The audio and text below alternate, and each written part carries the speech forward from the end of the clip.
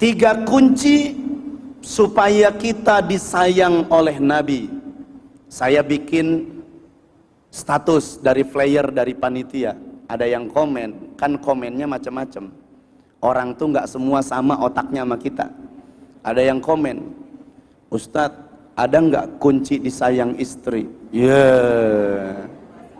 Terus ada lagi, ada nggak kunci disayang suami? Ibu, kalau kita sudah disayang Nabi, semua orang akan cinta sama kita. Allahu Akbar. Kalau Rasul sudah cinta sama kita, semua makhluk akan cinta sama kita. Maka satu hadis dari Nabi SAW di dalam hadis qudsinya Allah, irhamu man fil ardi yarhamkum man fis sama. Cintailah semua makhluk yang ada di alam semesta, maka kau akan dicintai oleh Allah dan seluruh penduduk langit yang ada di sana. Bagaimana kalau kita sekarang sudah dicintai oleh Rasulullah, maka semua manusia hatal huta fil bahri, sampai ikan di laut pun akan cinta sama kita. Jadi ibu lamun dicintai sama Rasulullah, ibu ke pasar tuh kudu mau duit. Eta lauk asup ke keranjang sorangan kabeh. Subhan. Ibu serius teh ngaji teh stroke ya. Relax saja Bu ya. Insya Allah. Ustaz ngajina hurai bae serius atuh Ustaz paur. Ngaji teh kieu beta. Sieun sawan orang ngomong. Selau aja Bu ya. Ibu anu cangkel silakan berubah posisi duduknya. Ulah kabur. Nya berubah nyang geger saeutik pan katingali ya. Boleh Bu. Cangkel saeutik gebogan terus.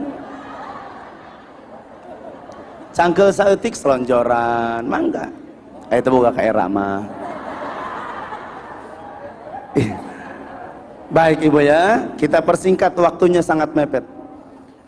Kunci disayang Nabi ada 3. 1, belajarlah ilmu. Belajar ilmu. Tadi udah dibahas sama Bu Hajah Ratu, tapi ingin dipertegas kembali. Satu hadis dari Nabi SAW tentang belajar ilmu. Di dalam kitab Mukhtarul Ahadisin Nabawiyah wal Hikamil Muhammadiyah, di huruf hamzah bertemu dengan ghain. Kata Nabi SAW, ugdu aliman, au muta'alliman, au mustami'an, au muhibban, wala takunil khamisa fatahlika. Pasti cari cinta afal. Sing harulang baik. Karena tak apal, lamun apal mah pasti ngalanjutkeun. Baik. Ugdu aliman, au muta'alliman, au mustami'an, au muhibban, wala takunil khamisa fatahlika. Yuk kita ngaji. Belajar ilmu itu kata Nabi SAW pertama, ugdu aliman, jadilah engkau orang berilmu. Jadilah engkau orang berilmu. Ibu, Bu, kenapa kita harus berilmu? Kalaupun kita tidak jadi ustazah, kalaupun kita tidak jadi ustadz, kalaupun kita tidak jadi muallim, kalaupun kita tidak jadi pendakwah, kalaupun kita tidak jadi dai dan daiyah, tapi minimal kata Rasulullah, buka Al-Quran di dalam surat Al-Mujadilah ayat 11. Surat Al-Mujadilah ayat 11. Dalam penggalan ayatnya kata Allah, yarfa'illahu alladhina amanu minkum walladhina utul ilma darajat. Sesungguhnya Allah akan mengangkat orang-orang yang memiliki keimanan dan orang-orang yang memiliki keilmuan. Jadi orang yang punya ilmu dan punya iman, pasti hidupnya akan diangkat derajat oleh Allah. Ustadz kumaha sih diangkat derajat? Contoh, tadina tara duha, dari duha diangkat derajat. Tadina tara tahajud kaberangan wae subuh, ayeuna mah tahajud diangkat derajat. Baheula mah salat lohor asar maghrib teh kaberangan atau melalaikan bahkan mengakhirkan, tapi saat ini sudah mulai berubah, tepat waktu di mana waktu azan dia langsung untuk beraktivitas salat. Dulu baca Quran paling 1 ayat, sekarang 1 juz. Dulu 1 bulan 1 kali hataman, sekarang one day one khatmil Quran. 1 hari 1 kali khatam Al-Quran. Itu namanya diangkat derajat oleh Allah. Dulu tidak pakai jilbab, sekarang pakai jilbab, diangkat derajat oleh Allah. Dulu tidak pernah pakai busana muslimah, tapi saat ini dia berubah menjadi orang yang selalu menutup auratnya. Maka pakailah pakaianmu yang terbaik dan sesuai dengan sunnah Nabi Muhammad SAW. Kalaupun kau dianggap kata orang seperti orang baik, minimal anggapan dan sangkaan itu adalah jadi doa buat kita. Status poe Senin. Orang kenyan status. Subhanallah la quwata illa billah. Ibu yang dimuliakan Allah, satu kata Allah, yarfa'illah, Allah akan angkat derajat. Tapi sebaliknya, yang tadinya ngaji, yang tadinya zikir, yang tadinya ibadah, yang tadinya menutup aurat, yang tadinya hadir rajin ke pengajian, yang tadinya ahli sholawat, ahli ibadah, tapi sekarang bergeser dan mundur jauh ke sana. Berarti itu namanya bukan darajat, melainkan namanya darokat. Apa bu? Jadi kebalikan darajat namanya darokat. Tulis, darajat diangkat derajat, darokat turun derajat. Jadi kita pengen darajat, pengen darokat. Nah, darokat itu artinya turun derajat. Nauzubillah min. Maka ibu pertahankan, ibu istiqomah, rajin ke pengajian, hadir ke majelis taklim, zikir, sholawatan, nuntut ilmu, istiqomah. Amin ya rabbal. Ayo nama mudah-mudahan istiqomah. Nah ibu, berarti lamun ker di majlis ker naik darajat. Berarti lamun ibu ker di kafe ker turun. Ibu kerjikiran baca salawat ya Nabi salam alaika kernaon ker naik darajat. Tapi lamun ibu ker naon tah jojogedan ngalagu dan sebagainya ibu ker naon ker turun darajat. Nauzubillah min. Mudah-mudahan ibu-ibu istiqomah. Yang pertama apa kunci disayang Nabi? Belajar ilmu. Bagaimana cara belajar ilmu? Kata Rasulullah, ugdu aliman, jadilah engkau orang yang alim, orang yang jadi ustadz, jadi kiai, jadi ulama, jadi ajengan, jadi mubalik, jadi dai, jadi da'iyah, silahkan. Bahkan kata ulama di dalam satu kaulnya menyebutkan, laulal ulama lasaran nasu mislal bahaim. Kalaulah bukan karena ada ulama, maka manusia itu bagaikan binatang. Nauzubillah min. Kalau nggak ada ulama, maka manusia itu bagaikan binatang. Sedangkan Allah akan mengambil ilmu di dunia ini, bukan diambil ilmunya, melainkan bimautil alimi, dengan diangkatnya para ustadz, ulama, kiai, orang-orang soleh, dicabut nyawanya oleh Allah. Berarti saat itu intizaul ilim, dicabut pula ilmu berbarengan dicabutnya ruh para ulama. Betul? Kita kehilangan sosok ulama. Abina Kiai Haji Muhammad Husni Tamrin Fatmawijaya Al-Banjari. Kita kehilangan sosok Abuya Uci Turtusi. Kita kehilangan sosok Kiai Haji Mamah Nahrawi As-Sogiri. Kita kehilangan ulama yang mereka itu semua lebih dulu diambil oleh Allah. Ciri bahwa dunia ini akan berakhir dan ilmu sudah semakin hilang di negeri kita dan di dunia ini. Nauzubillah min. Maka itu yubuk bismillah, laulal ulama lasaran nasu mislal bahaim. Kalaulah bukan karena ulama, maka kita bagaikan binatang. Maka kita nyanyikan man ana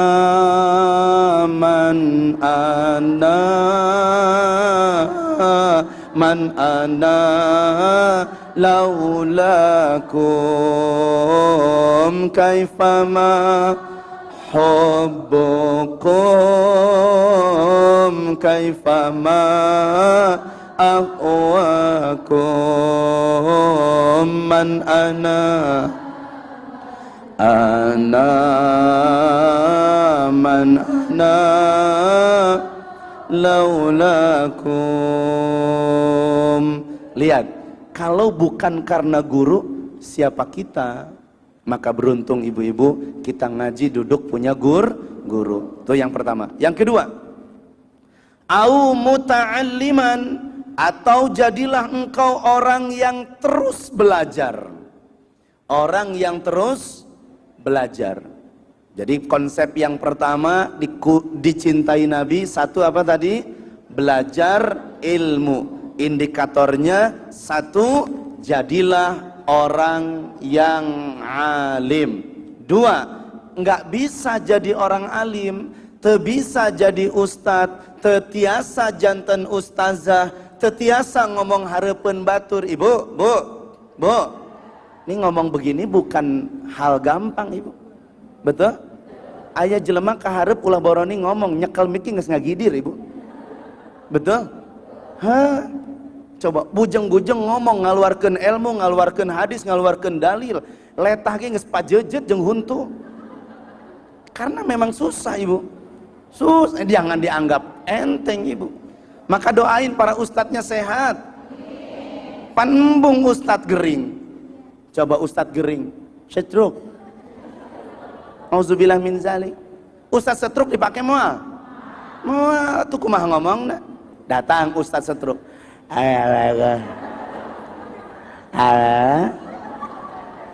Nauzubillah min. Doakeun ya bu ngorakene sing sehat, amin.